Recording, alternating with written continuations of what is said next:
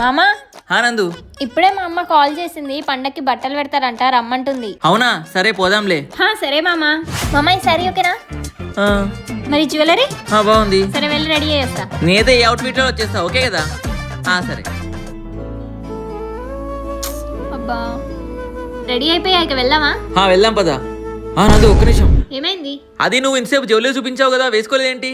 నా నెక్కి చాలా డార్క్ పిగ్మెంటేషన్ ఉంది మామా, అందుకే వేసుకోలేదు.